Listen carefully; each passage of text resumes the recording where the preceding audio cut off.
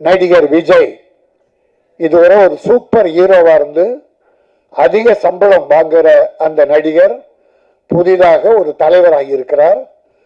தமிழக வெற்றி கழகம் துவங்கி இருக்கிறார். தமிழ் திரையுலகம் சார்பில் அவரை எல்லா சார்பிலும் வாழ்த்துகிறேன்.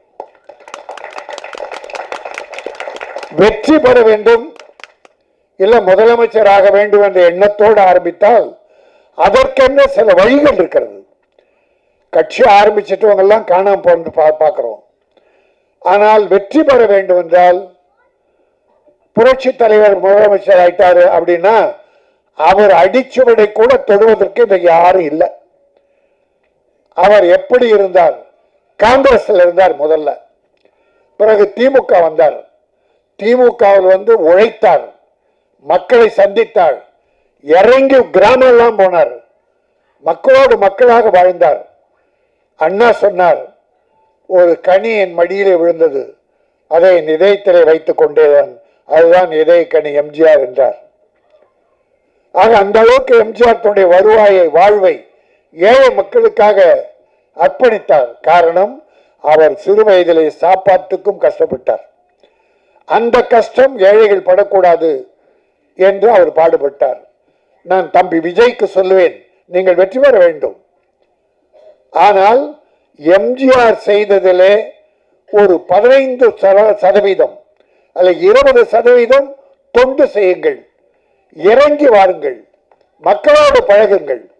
மேடையில் இருந்து கொண்டு புஷி ஆனந்தை அறிக்கைவிட சொன்னால் மக்கள் ஏற்றுக்கொள்ள மாட்டார்கள். இனிமேல் அப்படி இருக்கக்கூடாது. இறங்கி வர நல்லதுக்காக தான் சொல்றேன்.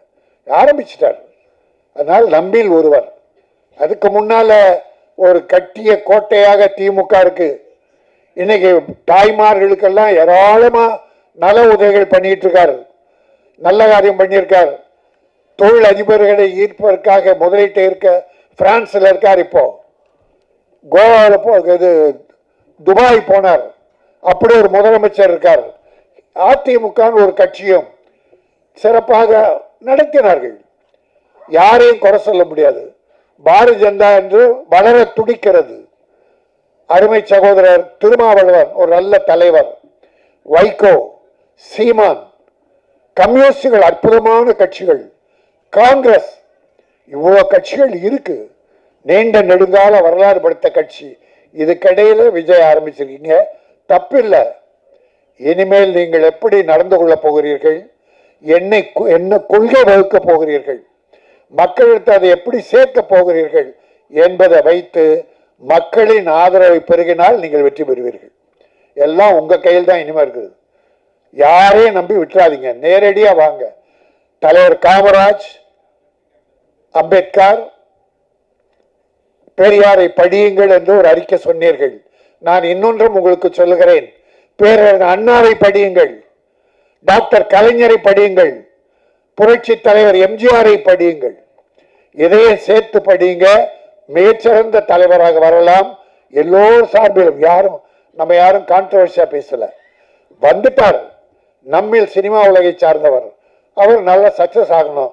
ஆனா நல்ல அறிவாளித்தனமா என்ன பண்ணிருக்காரு, ஒரு தடவை திருநெல்வேலி போய் வெள்ளத்தால் பாதிக்கப்பட்டவர்கள் நேரடியாக கொடுத்திருக்காரு. குட், நல்ல விஷயம்.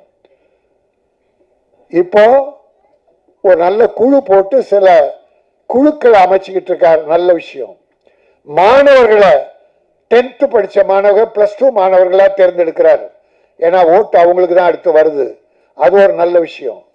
இப்படி சில திட்டங்கள் நல்லா தான் பண்ணியிருக்காரு இது வரைக்கும். இனிமேலும் அது சிறப்பாக இருந்து மக்களோடு வாழுங்கள், மக்களுக்காக வாழுங்கள். இன்னொன்னு நான் வாழ்த்துறேன், 200 கோடியே சம்பளம் சொல்றாங்க. இனி நான் படம் நடிக்க மாட்டேன், 2 படத்தோடு முடிச்சேன் என்றார். அப்போ 200 கோடியே